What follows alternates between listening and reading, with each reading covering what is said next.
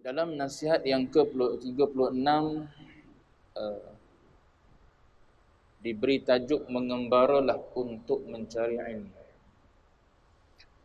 Kata Imam Ibn al-Wardi, hubbukal awtana ajzun zahirun fautarib talqa anil ahli badal fabimukthil ma'i yabqa asina wasural badri bihil badru taman. Kegemaranmu tinggal di kampung merupakan satu kelemahan yang ketara. Oleh itu, pergilah merantau mencari ilmu. Pasti kau temukan ganti dari keluarga yang ditinggalkan. Air yang tenang itu akan menjadi busuk. Begitu pula seandainya anak bulan itu tidak berjalan, maka sudah tentu ia tidak akan menjadi bulan purnama. Dalam dua rangkap syair ini, Al-Imam Ibnul Wardi mengisyaratkan kepada satu kata ulama wajib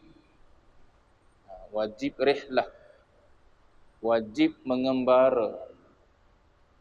Wajib tu bila ilmu yang kita nak tuntut itu adalah ilmu yang wajib, maka mengembara tu jadi wajib. Sebut mengembara mungkin nampak jauh,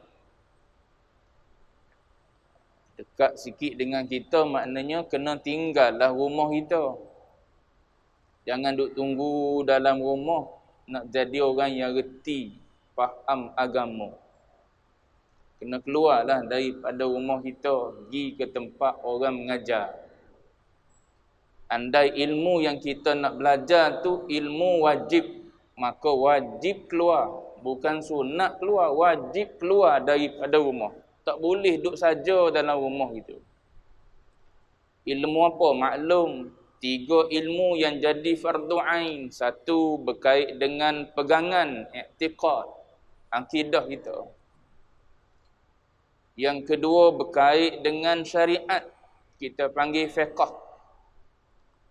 Yang ketiga berkait dengan amalan hati kita supaya amal ibadat syariat kita qabul di sisi Allah, iaitu ilmu akhlak, ilmu tasawuf, ilmu ihsan. 3 tu ulama sebut perincian dia panjang lagi lah. Bukan secara umum gitu kita boleh faham. Daripada 3 cabang tu ada yang fardu ain, ada yang fardu kifayah. Tiap-tiap ilmu tu, cuma bukan tempat dia kita nak bercerita di sini, jadi panjang pula. Cuma cukup kita faham 3 ilmu tu adalah wajib, maka wajiblah keluar daripada rumah, sebab dalam rumah tu tak ada orang reti. Kalau ada orang reti dalam rumah tu tak apa, macam bini kita contohnya.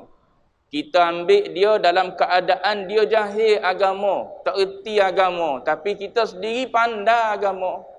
Tak apa, kita tak izinkan dia keluar daripada rumah pergi mengaji. Tapi kalau kita pun tak erti sama dengan dia, macam almarhum Tuan Guru sebut. Kalau nak kahwinkan anak, kalau kita tahu dah anak kita ni kosong sifat, jangan cari menantu yang sifat juga. Dia akan keluar sifat. Kalau anak kita kosong agama, kita nak kahwinkan dengan orang yang tak ada agama juga, maka sifatlah keluar kosong. Kosong tambah kosong, keluar kosong. Tak itu konsipir dia. Tapi kalau anak kita, kita kenal anak kita ni orang sifat, kita cari menantu kita yang satu, jawab dia akan keluar satu. Maknanya anak kita yang tak reti itu akan tumpang, boleh menumpang menantu kita yang reti, yang pandai agama. Tapi masalahnya anak kita boleh jadi tak pandang lah yang agama tu. Walaupun Nabi sebut Tungkahul mar'ah li arba'. Nabi kata dikahwini perempuan tu kerana 4 perkara. Satu, li jamaliha. Mula-mula sekali orang tengok tak lari. Cantik dulu mula-mula. Nabi susun comel tu. Nabi kata li jamaliha, kerana cantik dulu. Sebab mula-mula tengok cantik dulu. Kemudian Nabi cerita lagi, kerana harta dia, kerana keturunan dia, kerana agama dia. Kemudian Nabi buat kesimpulan di hujung, fadfar bidzatid din taribat yadak. Nabi kata ambil yang ada agama, maknanya tinggal 3. Kita ambil 3 tinggal tak untung. Orang tak berniaga gitu. Kau orang berniaga gitu. Orang tak berniaga kalau tak untung. Orang berniaga bila ada untung. Untung tu orang cari agama tu yang menguntungkan. Cerita bab kahwin pula. Nak cerita bab ngaji ni. Kalau katakanlah dalam rumah kita ada yang reti, tak apa, tak keluar daripada rumah. Bahkan tak boleh keluar bini kita daripada rumah tanpa izin daripada kita. Sebab apa? Kita sendiri pandai mengajar. Tapi kalau kita tak pandai mengajar, kita jahil, bini kita nak keluar pergi mengaji ilmu fardu ain, tak izin kita pun tak apa. Jangan buat aku suami, mu kena ikut aku. Mu suami di dunia je. Di akhirat hakikatnya aku ni hamba Allah. Nak beribadat macam mana dalam keadaan aku tak reti. Sebab tu boleh keluar untuk ilmu fardu ain. Faham betul-betul. Biar clear pula ilmu fardu ain tu. Rinci dia macam mana. Kalau fiqh takat mana fardu ain. Kalau akidah takat mana fardu ain. Kalau tasawuf takat mana fardu ain. Tu kena detail pula. Tu bab lain bab cerita bab ilmu pula. Nak sebut sininya. Dia nak cerita pada kita dalam 2 rangkap ni suruh kita keluar daripada tempat itu. Tak semestinya kampung. Syekh Fahmi sini terjemah kampung. Tak kira lah. Keluar daripada tempat itu yang tak menghasilkan ilmu. Kalau ilmu yang kita nak tuntut tu saya sebut tadi ilmu yang wajib, maka keluar daripada tempat kita tu adalah wajib. Tapi kalau ilmu yang kita nak tuntut tu adalah ilmu yang sunat, maka keluar daripada tempat kita tu juga adalah sunnah. Jadi sunat lah. Kita keluar daripada rumah kita sebab nak pergi mengaji ilmu yang sunat je. Tapi kalau nak pergi mengaji ilmu yang wajib, wajib keluar daripada rumah kita untuk pergi mengaji. Mana ada? Sentuh ada. Setakat sentuh. Sentuh tak ada. Kena pergi Greenwood. Greenwood pergi. Jangan duduk di sentuh ni. Rumah tak apalah disentuh. Tapi jangan duduk disentuh dalam keadaan tak ada orang mengajar 3 ilmu tadi contoh. Yang duk mengajarnya ilmu yang tidak fardu ain. Mana mengajar paling dekat dengan kita? Masjid Simpang 3 contoh. Maka wajib kita kena keluar daripada rumah tiap-tiap malam. Katakanlah tiap-tiap malam di sana mengajar ilmu fardu ain. Tiap-tiap malam kena keluar daripada rumah kita pergi sana. Sana pun tak ada juga. Mana ada? Bangi. Wajib pergi bangi. Dia gitu tak gugur tuntutan fardu ain ni. Jangan duk ingat senang-senang je ilmu fardu ain ni. Benda bila sebut fardu ain, wajib atas ain individu. Wajib atas kepala tiap-tiap individu yang nama dia mukallaf. Kita mukallaf belaka ni duduk sini ni. Tak ada yang cacat ni. Sempurna akil, sempurna berakal kita, balik pun balik dah. Kita bukan jenis pekak, bukan jenis buta daripada lahir. Wajib ngaji. Lain kalau kita jenis pekak, buta daripada lahir. Lahir buta pekak. Tak wajib ngaji. Nak ngaji macam mana? Alat tak ada. Alat pendengaran tak ada. Alat penglihatan tak ada. Nak ngaji macam mana? Alat kena ada. Bila kita cukup lengkap ni, jangan duduk sedap kedai kopi tak ngaji. Kena ngaji. Saya pernah jumpa dalam musafir. Dalam musafir, semayang Jumaat, semayang asar. Semayang asar. Dalam musafir kan boleh qasar. Dalam musafir boleh qasar. Nampak macam orang lebih berusia lah daripada kita. Semayang sebelah kita. Bila boleh qasar, semayang dengan imam tamam. Imam semayang pak, kita semayang qasar ni. Dia buat macam mana? Imam tahiyat awal, dia bagi salam. Imam bangun rakaat ketiga, sempat lagi dia bangun sembahyang asar pula. Tadi dia sembahyang asar dulu katakanlah, lepas tu dia bangun rakaat ketiga imam, rakaat pertama zuhur dia. Dia salam di tengah-tengah tu. Tu berlaku kalau tak ngaji jadi. Tak ngaji, dia duduk nampak berjemaah dah aku dengan imam. Imam 4 rakaat, aku 4 rakaat juga, tapi dalam bentuk qasar, 2 zuhur, 2 asar. Tak ngaji jadi. Berasa sah tu. Berasa sah kita semayang dengan imam yang tamam kita qasar. Tu mengaji bab qasar jemaah pula. Semua nak sebutnya benda-benda yang basic pun kalau kita tak mengaji jadi, bahkan boleh jadi lebih teruk daripada tu lagi. Bila kita duduk dalam keadaan tak mengaji. Mengaji baru kita tahu. Banyak tak tahu punya. Selama ni duk rasa reti belaka. Supaya agamawan gitu juga. Kalau dia mengajar, cuba dia buka untuk soal jawab. Sah dia tahu tak ada aku ilmu bahagian ni.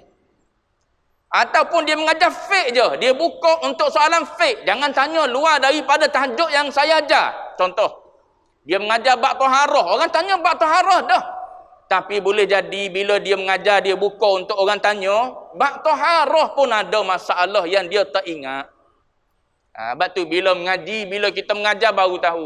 Rupanya banyak lagi ilmu yang kita tak tahu. Tu cerita lain lah. Cuma nak sebut sininya. Al-Imam Ibnul Wardi suruh kita keluar daripada tempat kita.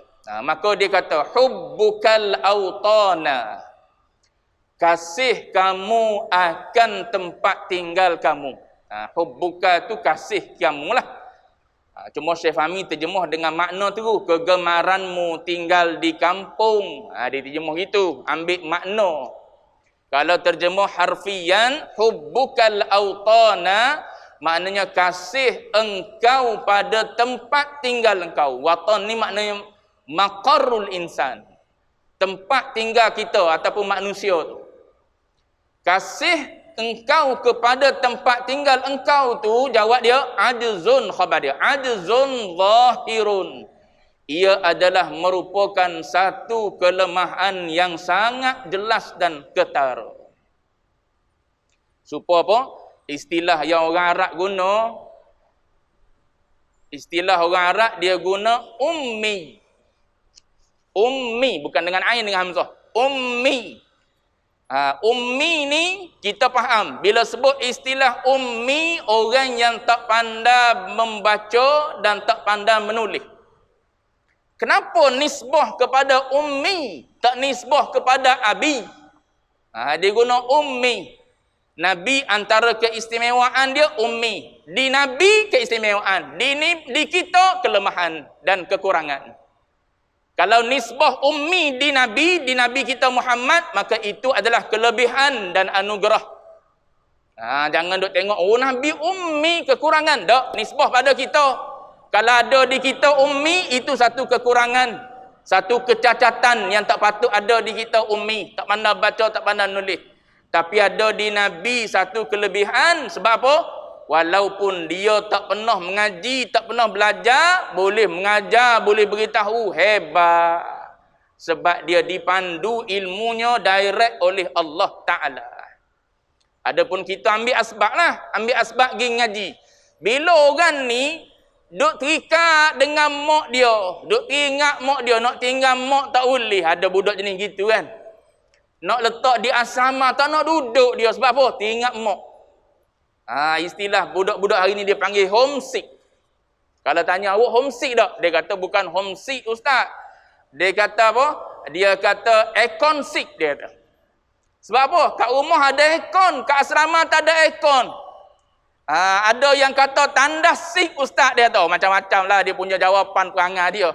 Nak beritahunya macam-macam penyakit. Teringat tandas di rumah dia jauh lah lebih cantik daripada tandas asrama sebab berkongsi. Bilik mandi dia mestilah lebih cantik. Bilik dia ada serba-serbi lengkap dengan aircon, dengan meja studinya, dengan lampu yang cerahnya, dengan katil, tilam, pompok dan sebagainya. Itu kadang-kadang menyebabkan seseorang tu jadi susah nak berenggang. Tu jenis teringat pada bilik. Ada jenis orang yang ummi, yang tak boleh berpisah dengan mak dia. Teringat mak, tu biasa tu kita jumpa budak-budak macam tu. Terutamanya yang apa? Yang tingkatan 1 baru berpisah dengan mak. Petang-petang duk mana? Duk pi tu pagar sekolah. Duk tunggu tengok jalan raya. Boleh tengok jalan raya tak apa dah. Mak tak hari, dia tahu dah mak dia tak hari. Mana boleh mari tiap-tiap hari. Tapi walaupun mak dia tak hari, dia tengok jalan raya tak apa dah. Boleh tengok jalan raya ni lah mak aku mari nanti ikut jalan raya ni. Boleh tengok pagar tak apa dah. Dia jenis jadi gitu. Orang jenis macam ni dia tak boleh pisah dengan mak dia. Dengan sebab dia tak boleh pisah itulah orang dulu-dulu. Dengan sebab dia tak boleh pisah dengan mak dia, maka dia jadi orang yang tak pandai baca, tak pandai menulis. Sebab tu dinisbahkan kepada mak ummi. Jadi nak suruh jadi orang pandai, kok mana pun kena keluar daripada rumah. Kena buang sifat dalam hati tu kasih pada mak berlebih-lebihan siapa tak nak pergi mengaji, tak nak sekolah. Tak boleh ada perasaan tu. Budak ni kena ajar biar jadi orang yang berani dengan cabaran di luar. Kena letak situ, kena letak sini dan sebagainya lah. Nak jadi orang hebat. Depan nanti ada kisah-kisah berkenaan dengan orang hebat ni. Baik. Jadi kata Imam Ibn al-Wardi, orang yang hatinya duk terikat dengan tempat tinggal dia, tu adalah satu kelemahan. Nak keluar daripada Malaysia pun berasa jauh dah. Bukan nak keluar daripada Malaysia, nak keluar daripada negeri, nak pergi ke negeri lain. Daripada pantai timur nak mari ke pantai barat ni. Belah pantai barat ni lah banyak universiti dulu-dulu. Dulu-dulu orang pantai timur mana ada universiti dulu. Nak mengaji kena mari ke area Kuala Lumpur ni, Lembah Kelang ni. UM duk sini, UIA duk sini, UKM duk sini, UPM duk sini. Semua duk sini, UITM, Shah Alam, semua duk sini. Orang pantai timur kena turun mari sini lah. Nak tinggal Kelantan, nak tinggal Terengganu sebelum ada UMP, sebelum ada UMK, sebelum ada UNIZA, UMT, semua sekali tu. Dulu kena berhijrah mari duk sini. Lepas mari duduk sini dulu dengan tak ada telefon, maknanya tinggal mak dulu. Tak tahu khabar berita mak macam mana, keluarga macam mana, tak tahu lah kau tu. Sekarang ni, budak pergi overseas, tak siapa lagi boleh apa? Boleh buat apa? Video call dah. Boleh tahu dah, anak siapa dah, okey dah siapa dah. Baru bertolak nak pergi daripada KLIA, nak pergi ke overseas, ke UK, ke US dan sebagainya nak belajar. Belum sampai lagi duduk atas telefon, duduk atas kapal terbang, baru turun kapal terbang, duduk di airport, belum pergi ke rumah sewa lagi, boleh buat video call dah, sampai selamat hari ni. Tu nak ceritanya, kena tinggal untuk jadi orang hebat. Kena tinggal untuk jadi orang yang hebat. Baik, maka Syekh kata faghtarib. Faghtarib ni maknanya safir, tinggalkanlah tempat dudukmu. Kalau nisbah pada negeri kan, maknanya tinggallah negerimu tu. Pergi cari tempat belajar. Kalau maknanya daripada negara kan, tinggallah negaramu tu. Pergi cari negara lain untuk belajar. Gitu. Kalau nisbah dekat dengan rumah kan, maknanya tinggallah rumah sekejap je. Bukan lama pun, antara maghrib isyak je pun. Maghrib sekarang ni pukul berapa? 7.15. Isyak pukul berapa? 8.24. Sekejap je. Pas semayang tak sampai 8.40. Siap lah 8.45. Paling-paling lewat pukul 9 dah boleh balik rumah semula dah. Tu pun geliat nak boleh mari. Tu perangai kita nak tinggal rumah. Sayangnya pada rumah. Baik. Faghtarib, safir, tinggalkan negara kamu, tempat tinggal kamu, rumah kamu. Tu kiah-gilah dengan apa pun. Nescaya dia kata talqa anil ahli badal. Bila kita pergi merantau ni, kita akan bertemu keluarga ganti. Keluarga ganti ni tak semestinya orang tua. Kadang-kadang kawan-kawan kita jadi kawan-kawan kita ni jadi adik-beradik kita. Kawan-kawan kita jadi adik-beradik kita. Saya ingat masa saya berhijrah daripada UIA pergi duduk mengajar sekejap di Bukit Candan. Sengaja cari tempat jauh sebab nak cari pengalaman. Padahal boleh je kalau nak buat latihan mengajar di sini di Kuala Lumpur, Selangor ni. Tapi saja nak pergi cari Kuala Kangsar. Jadi bila kita duduk Kuala Kangsar ni, kita duduk berulang alik dengan dengan Masjid Ubudiyah tu. Masjid sekolah tu betul-betul mengadap. Madrasah Idrisiyah ni betul-betul mengadap Masjid Ubudiyah. Situlah saya belajar mengajar. Mula-mula 3 bulan duduk situ. Bila orang tempatan situ dia tengok kita ni orang asing, orang baru. Ada pokcik siapa tahap ambil kita jadi anak akak. Lepas tu sekarang ni tak tahulah kita tak ziarah tu kan. Cuma nak beritahunya, bila kita duduk di tempat orang ni, orang tengok kita ni bukan budak sini ni. Mari mana, duduk di mana, buat apa sini dan sebagainya. Ajak pergi rumah dulu. Bagi makan ni apa jamu bermesra, kemudian sekali buat macam keluarga angkat lah, marilah nak mari duduk bila-bila pun tak payah menyewa lah, duduk rumah pokcik je. Tak payah menyewa duduk rumah pokcik. Macam di Simpang 3 tak ada seorang dulu Tuan Haji. Waktu mula-mula saya masuk Kuala Lumpur dulu, dia bagi rumah dia saya duduk. Saya duduk dengan dengan seorang member UIA juga masa tu. Dia duduk tingkat bawah, saya duduk tingkat atas. Berkongsi dengan dia. Dia bagi duduk secara percuma sebab dia tengok kita orang baru masuk Kuala Lumpur. Cuma Haji tu dah meninggal dah. Mudah-mudahan Allah Taala rahmati kebaikan dia. Cuma nak sebutnya, bila kita pergi ke satu tempat, kita baik dengan orang tempatan tu ibarat seperti keluarga kita. Macam orang Arab gitu, ni dia kata negara yang kedua kamu, dia kata.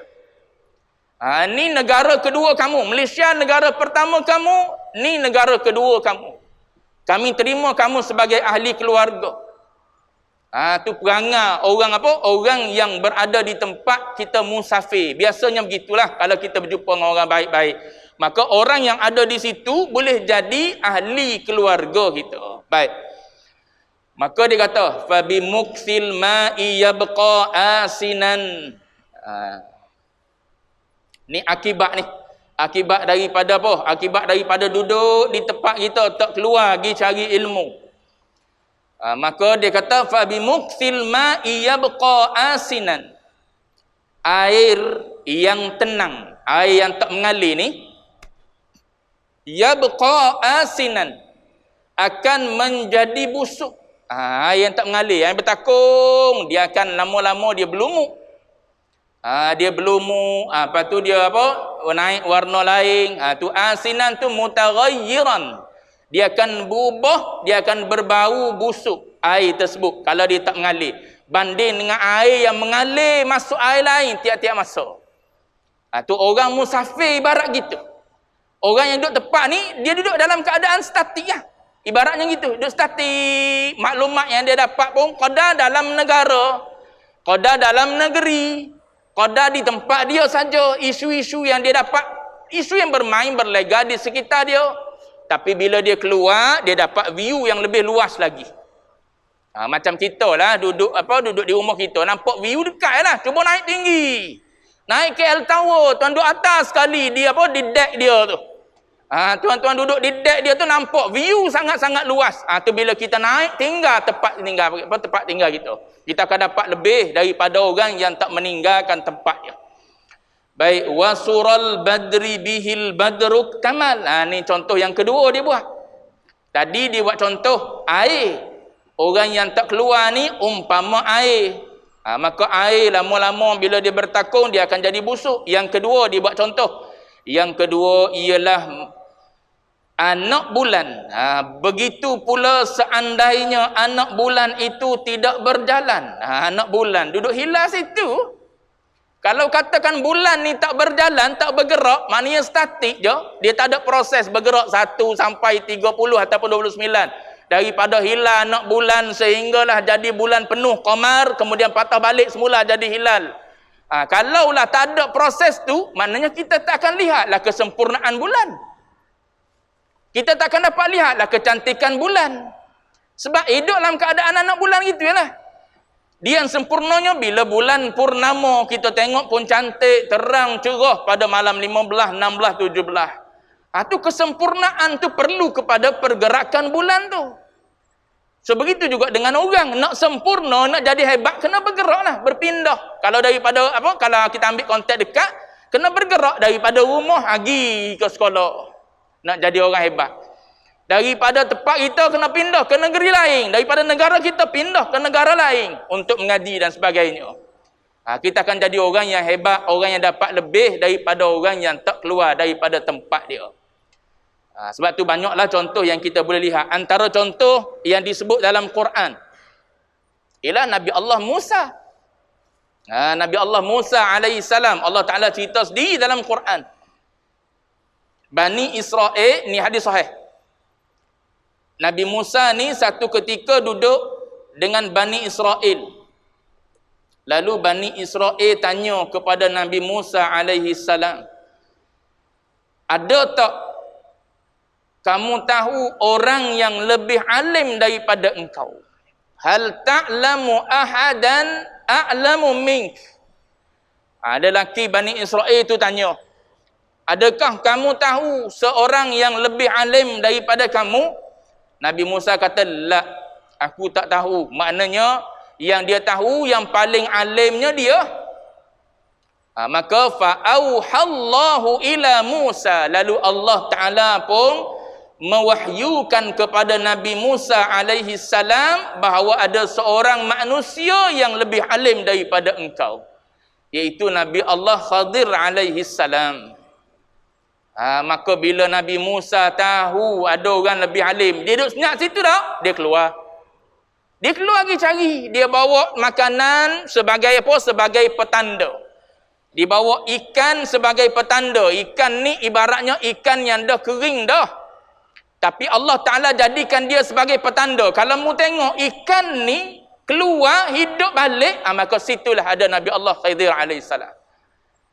Jadi Nabi Allah Musa, nak ringkas ceritanya ialah Nabi Allah Musa, bila dia tahu ada orang yang lebih berilmu, datang keinginan dalam diri dia nak jadi lebih, nak kepada ilmu tersebut, maka dia keluar. Bila dia jumpa dengan Nabi Allah Khidir alaihissalam, apa perkataan yang disebut dalam Quran sebut? Hal attabi'uka ala an tu'allimani mimma 'ullimta rusyda. Tu dia minta izin. Hal attabi'uk, boleh tak aku nak follow kamu? Minta izin. Minta izin nak follow, minta izin nak ikut sekali. Mana saja tempat mugi, aku nak ikut. Sebab apa? Aku nak dapat manfaat daripada ilmu yang ada pada engkau. Hal attabi'uka ala an tu'allimani. Aku nak ikut engkau supaya engkau boleh ajar aku mimma alimta rusyda, daripada apa yang Allah Ta'ala ajar kepada kamu. Hikmah, kebijaksanaan dan sebagainya. Sebab itu luar biasa. Ilmu yang ada pada Nabi Allah Khidir alaihissalam tak terjangkau di fikiran apa Nabi Musa alaihissalam. Naik kapal, naik perahu, molek-molek, orang bagi tumpang, tiba-tiba dia pergi tebuk.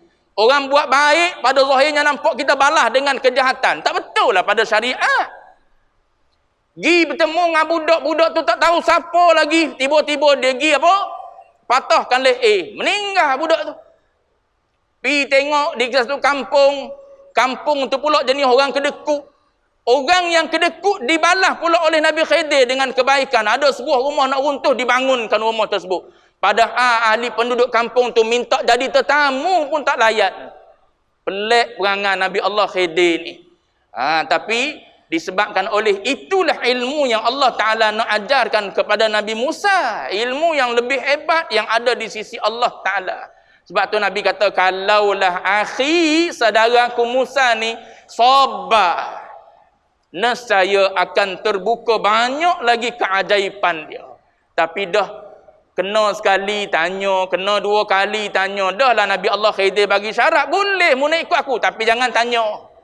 Tu kadang-kadang dalam pengajian gitu, dengan guru-guru ni kadang-kadang dia tak bagi tanya, jangan tanya. Sebab apa? Dia tahu dah tu kelemahan dia, boleh jadi ataupun yang didik kita, jangan gopoh. Engkau akan faham nanti, satu-satu engkau akan faham. Ataupun boleh jadi dia tahu diri dia, kadang ni saja ilmu yang ada. Mu tanya dalam majlis kat, jawab dia, aku tak boleh jawab kat. Aku malu, gitu contoh mudah. Jadi dia tak bagi tanya. Jadi tuan-tuan jangan tanya. Tanya juga, minta maaf lah saya wallahu alam. Dua tanya wallahu alam. Tiga tanya wallahu alam. Jemaah pun kata, ustaz apa gini? Last sekali jemaah ke buat apa? Buat decide, kita tak payah jemput ala ustaz ni bulan depan. Sebab apa? Bukan ustaz ni kok gini, tak tahu belakang soalan tanya. Batu kadang-kadang ada pesanan-pesanan tertentu. Tapi kalau dia buka macam apa, macam Ustaz Azhar Idru, yang tu tak apa. Orang tanya pelik-pelik pun tak apa. Ustaz pakai seluar dalam warna apa? Tu dia soalan tanya pelik-pelik. Cuma nak sebutnya nak sebut ada guru yang macam tu, ada guru yang berlainan kaedah dan cara. Cuma nak sebutnya ialah Nabi Musa gitu syarat dia. Mu jangan tanya. Tapi Nabi Musa tanya sebab apa tak sabar nak tahu kenapa. Sebab benda ni pelik sangat ni. Last sekali 3 tu ialah cuma nak sebut contoh. Nabi Musa keluar tak? Keluar sampai Quran sebut nasabah.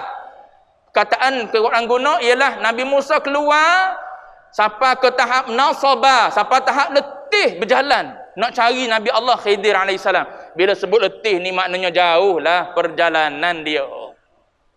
Tu Nabi Allah Musa alaihissalam. Lepas tu kalau tuan-tuan tengok contoh ulama-ulama agak banyak lah. Antaranya Al-Imam Sya'bi. Al-Imam Sya'bi sebut dalam apa? Dia adalah orang yang keluar daripada tempat dia. Dia nak jadi orang hebat. Al-Imam Sya'bi ni antara hufaz. Antara orang yang kuat ingatan dia. Tak kuat ingatan dia. Dia kata aku tak pernah guna pen ataupun pensel yang berwarna hitam. Pensel kan berwarna hitam tempat tulis dia. Dengan tempat yang berwarna putih. Aku tak pernah guna. Sebab apa? Sebab bagi dia, aku dengar aku ingat. Aku dengar aku ingat. Tu bagi dia. Bagi kita, aku dengar aku tak ingat. Tu kita istimewanya kita. Belajar lama dah. Tapi tak ingat situ. Dak bagi Imam Sya'bi, bagi dia apa yang dia dengar. Dia pernah sebut satu perkataan. Dia kata, aku mengaji selama 20 tahun. Bila aku dengar orang sebut apa-apa, semua maklumat yang orang sebut tu, aku tahu dah. Imam Sya'bi orang hebat. Sehingga kan pernah dia kata, setelah berlalunya masa daripada umur muda dia sehinggalah umur tua dia, maka falaqad nasitu, aku ada dah terlupa sedikit-sedikit ilmu yang dia kata. Ilmu yang aku terlupa ni, andai ada lelaki ataupun mana-mana manusia ambil hafal ingat, lakana aliman, nescaya dia akan jadi orang alim. Tu nak bagi tahu banyak tak banyaknya. Jadi orang tanya dia, macam mana kau boleh dapat ilmu yang begitu banyak ni? Lalu dia bagi tahu salah satu daripadanya ialah isyarat bunyi dah. Salah satu daripadanya ialah as-sairu fil bilad. Mesti keluar daripada rumah jalan. Merantau, pergi cari. Kalau ibarat kita nak ilmu ke? Pergi masjid ni, pergi masjid tu. Sini ada orang ajar ni. Pergi masjid tu lain pula, masjid lain pula. Kalau boleh pergi lebih jauh lagi pergi cari. Sebab apa? Nak dapat kelebihan dan ilmu. Itu salah satu daripada jawapan yang diberi oleh Al-Imam Sya'bi. Baik. Habis dulu situ. 2 rangkap syair yang ditulis oleh Al-Imam Ibnul Wardi, galakkan supaya apa? Kita keluar mengembara mencari ilmu. Baik. Akan datang insya-Allah hadis rangkap syair yang ke-37. 37 ni mula daripada sini sampailah hujung tu. Dia cerita tentang nasihat dia ni ada orang tak terima. Orang tak terima tu dia kata akan rugilah, dia kata, sebab nasihat ni nasihat yang ibarat bunga mawar akan datang, dia cerita. Wallahu a'lam wa ilmuhul atam.